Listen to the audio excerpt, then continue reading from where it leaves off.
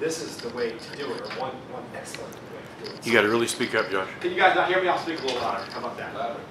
Great. Okay, so as you know, my name is Josh Fertel. I've been in the marketing industry for about 30 years, plus or minus. I have a major not in philosophy, sociology, or psychology. Actually, my major is in marketing. I've been working in my profession for a long time. So I hail from Richmond, so I have a degree from BCO. I've been doing my business for 21 years, so pretty good track record, pat myself on the back.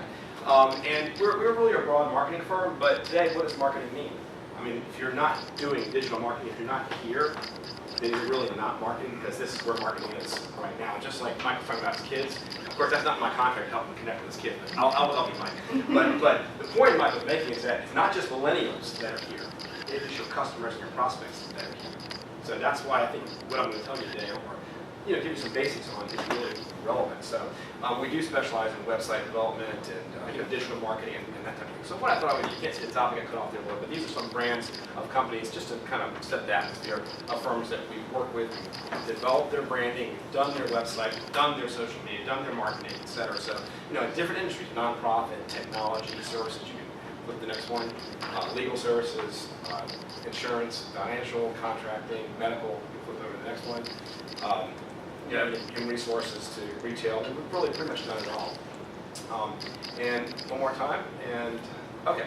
So I'd like to ask you a question, and let's see if anybody in the room wants to get involved. This is interactive, so you're welcome to comment now and then. So, what is digital marketing? Does anyone want to take a stab at Merriam-Webster's definition, or just what you think? Technology driven. Okay, all right, let's start there. It is technology, exactly. And since we're all a technological society, that's why I'm saying digital marketing is part of it. Let's go to the next slide. So is it social media? Yep. Okay. Boosted social media ads? Websites and landing pages? How about search engine optimization? Have I heard of that? Yes. Okay. Who said that? Oh, okay. Search engine marketing, which is called SEM or pay-per-click. What about that? Could that be part of it? Okay. Blogging? This articles, right? Okay. All right, let's go to the next one. So yes, every single one of those things, every single one of those things are part of digital marketing. They actually comprise digital marketing. What is the end goal of your digital marketing? So this is really what you're trying to do in a nutshell. We want to engage prospects, engage your audience. And I say prospects, but it could also be clients too. Because clients can lead to more business and more referrals. Providing useful and needed content, number 2 up there. Compelling desired action. Obviously, you're building trust with your digital marketing. You want to enhance awareness of what you're doing. And at the bottom here, and not least, last but definitely not least, is yes, you can capture leads. And yes, you can actually get sales from digital marketing. You can create sales for stuff that you did not already have, that your competitors probably do have. Let's go to the next slide. So how do we build an effective social media program, whatever that is? So, all right. So social media, in essence, is essentially you are engaging with your audience, not once, not 3 times, but on a continual basis. It does not stop. And you're providing interesting and relevant information. How do you choose which social media platform? Right now we're focused on social media. How do you choose which social media platform, such as Facebook, is right for your business or your need? So that's a little confusing. This is just some. This is just some of the social media. Some of these things are no one's ever heard of. Some of them everybody's heard of. But there's so much out there. It's so ubiquitous. Social media. What does that mean? So it's hard to know. So this is what I would tell you. We go to the next slide. Go back. Right there. All right. So basically, it does depend on your business. But essentially for B2B marketing or B2C marketing, we really recommend these as a starting point. So what this is Facebook, LinkedIn, Twitter, and Google+. Okay, but not for everybody, not necessarily in that combination, but this is the basic ones that you would be focusing on for social media. Could you do others? Yes, you could do Pinterest, you could do Dig, and there's like a plethora out there. But this is really where you would spend your focus on your dollars and your resources. Content. Okay, let's go to the next slide. Now, if your business happens to be a business that uses a lot of photos, yours isn't, but if you have a business that did, such as you are a home remodeler, for example, and you want to show off your work, well, then we need to enhance it. from those other four I just showed you. So you might want to do Instagram or YouTube if you're doing more video type of social media. But largely the ones I just mentioned, those four, those are your main ones that you can't go wrong with. Let's flip over to the next slide. So, all right, here's a question for you. Do you think that you are selling on social media, or are you informing? Raise your hand if you think you're selling. Raise your hand if you think you're informing. You're doing both. I think you're doing both. Raise your hand if you think you're doing both. We use all of it. I'm going to give it to the people who said both and informing. You're not. If you think you're just selling, then you're not doing it right. You have to be informing, but you can secretly be selling. So you are selling, but you're not doing it the way that you're maybe used to selling. So it's not a cold call. It's a much softer type of sell that it can produce as many leads and better leads than doing, for example, cold call. Or buying leads from a lead company. Some of them work, some of them don't work, and I know because I've been doing this for a long time. So some of them are good, some of them aren't. So when we build a compelling social media page, what do you think we would start with? If you're building your own page, what would you start with? Computer. Well, yes. Well done. If I had a candy Very bar, astute. I'll go down. Okay. They don't need this knowledge. Nice. Okay, let's flip over. Okay. This is what it starts with: the photos, the images, and the content. That's what you're dealing with when you're dealing with social media, the pages, creating your social media presence. So it's very, very, very critical to have excellent, compelling photos and images. That is sort of the basis of all social media. If you're not using Instagram, you're going to be doing a photo almost probably in every post that you ever do in social media. That's really critical. So when you set your profile up, your profile image, your header image, which I'll explain in a second, and then your ongoing post, you have to have really, really just beautiful imagery or effective imagery, I should say. So let's go to the next slide. So this is true in any industry. However, there are some industries where it's even more critical to have the best photo, especially a profile photo. So if you go to the next slide, if you're in an industry such as health insurance, financial advisory, real estate, a single-owned law practice, a consultant where the business is just a person, or maybe it's a couple people, but generally if your business is you, which in this room, your business is you, then that means it is absolutely crucial to have a really stellar and compelling headshot, imagery shots that really convey the best of you going forward. It's just crucial. So if you ever go on someone's LinkedIn page, for example, and see like a question mark, do you want to hire that person, work with that person? Are you going to connect with that person? Are they serious about what they did? Have you received a card from a real estate agent that has a photo that's 20 years old, and you're like, why is this false advertising? I wanted this person. Who are you? You don't. There's no connect. It's false advertising. So that's the point. So let's flip over. Now I have a funny anecdote, which I just walked by. So this is kind of funny. So don't switch yet. Please do not switch. So as you know, I'm fortunate enough to have the chance to work with Mike on his digital marketing and social media. So one of the first things we started with was obviously getting the right look for his social media pages. So I asked Mike, please give me your best headshot, because we want to make you really good at your social media. So what basically Mike brought to me, you can flip to the next thing. Mike. Okay. It's the Donald Trump look. Yeah, exactly. Well, you need the Mike, come on, work with me here. So let's try again. What's your next best one? Oh my God! Mike, seriously, this is a true story. Mike, let's try again. So then we get this one. I'm like, Mike, we're not going for the comedy routine. Just so you know. So then we had this, like, one more has got to be a charm. So then the final thing Mike submits was this. I'm like, all right, now we're starting to talk. Now we're talking. So this is good. So we actually recently did a photo shoot for Mike, and then so this is the I'm going to show you some social media pages, some Facebook pages. So this is actually the Facebook page we built for Mike recently. We just redid it for him. So a nice little nice image here, which is kind of a conceptual image of a family. Makes sense. And that's actually the headshot we're using in all his social media. Go to the next slide. So this is like an example of one of the posts that we do for Mike. So and it should mostly be in this case health related, but you can put some recipes in there and various things, but really want to keep it more in the topic of health. So how to put sugar for food. That's for good. Not for food, for good. So that's a good post. And so things like that. That's the types of thing that we're going to be posting. For Mike.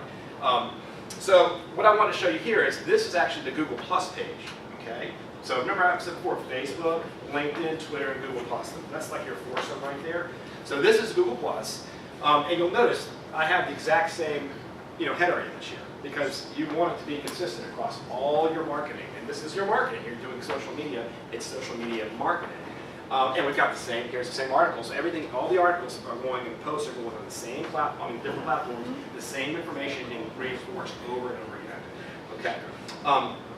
Now I'd like to show you a couple other clients of mine. This one happens to also be in the health industry, but this is from the medical side. This is Prosperity Internal Medicine, which is a Ruston-based medical practice, husband and wife owners, both doctors. So we're doing all their social media, we're doing their SEO, we're doing their blogging, and a lot of different things for them. But it's all digital marketing, and that's smart. So we set up their Facebook page. And so, this is again, look at the kind of image this is. We got their logo there, which we didn't design with the new logo, but this is their header image, which is a nice image. It's kind of a hard stethoscope, so it's conceptual. So there's a creative aspect to this. It's not, you don't just put, that's what I was pointing out. The photography and the messaging really need to be tight, and they need to be effective, and they need to be interesting, because people will not click on it, they won't follow you if you are not conveying interesting and compelling information. So let's go to the next one. So an example of a post for Prosperity Internal Medicine is 10 health benefits of avocado. That's interesting. There's some people who are going, let me find out about this, so they read, find out more about the article. This is an interesting one. This is literally the best Italian restaurant, probably in the country, I think, but definitely the Metro DC area. They're a client. They have about 16,000 followers on their Facebook page, so it's a great success story. So they have, this is actually their pasta mama image. That's what they call her, the pasta mama. They're making the pasta. They make it every day. So, here we have drinking wine has health benefits. 8 health benefits of drinking wine. So that's a nice post. If you flip over to the next page, one of the things we also do with them is every time they have a celebrity, they have a lot of celebrities that dine in Philomena. So I don't know if you guys know who Jesse Eisenberg is. He's a very famous actor. He's a magician here in the United States, and he's really a Mark Zuckerberg. Yeah, that's right. He's awesome. So here he is, right here at Philomena Restaurant. So we get I get these photos from them constantly. They always have the stars coming and celebrities coming to visit the restaurant. So we have a lot to talk about. That's why they have 16,000, 17,000 followers that just kind of follow what we do. So it's crucial that we put out the right information. So let's go to the next. Okay. So in a way, this sort of is relevant to you. You might say, well, how is a cleaning company relevant to me? Well, I'm going to tell you how it's relevant. Because Molly Maid is a national franchise. And we work with the Western Fairfax County franchise owner of Molly Maid. And they're all over. There's probably about 10 in Northern Virginia alone.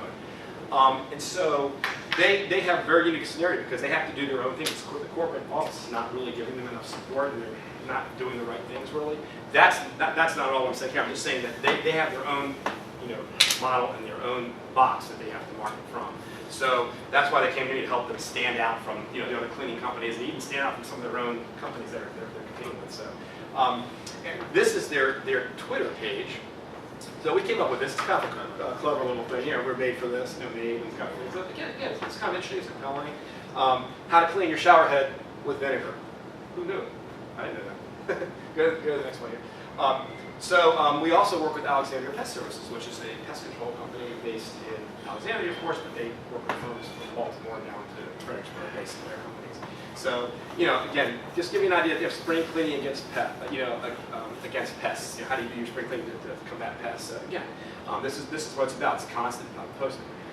This is a telecom firm called Centric Telecom. And one thing you'll notice in all these is that the header image, it needs to be really strong. And the profile image is usually a logo, or it can be a headshot, which is why your headshot is really critical to have a good one. So let's flip over to the next one. And then this is a landscaping firm in the Sterling area, state-of-the-art landscapes. So let's flip over one more. All right. So let me ask you guys a question. How many times a week do you think you should be posting on social media? Anybody want to take a guess? 50. So once a day. Once a day? 50. 50, okay. Everybody else? We got one today, we have 50 times. 50 times what? 50, what, a week? Or a week. 50 a week, okay, that's a lot. Anybody else? Okay.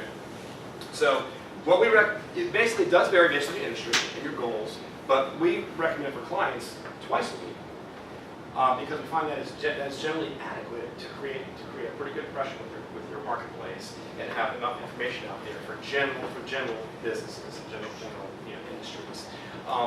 That does not work if you are in, say, entertainment.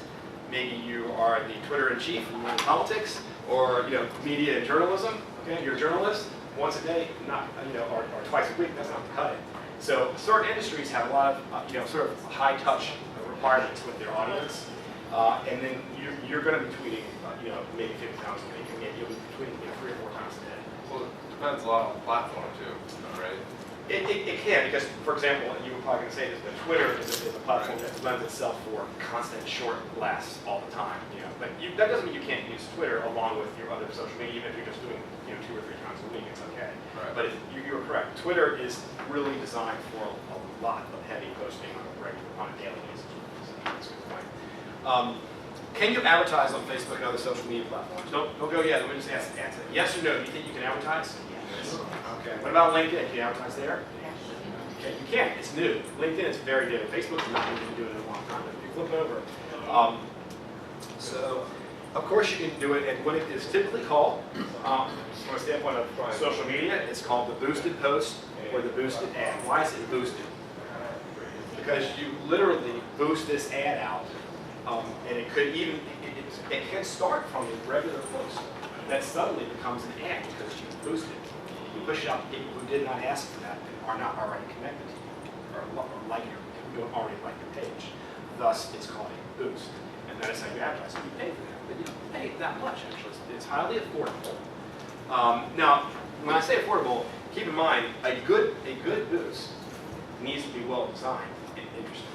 So you can just take any old post that you put in and send out, but not everybody's going to click on it. If you want them to click, you want them to like it, you want them to click on it. But not everybody's going to do that. You just have a standard post. I was going to say boring post. It should never be a boring post, but just a standard, regular, informative post.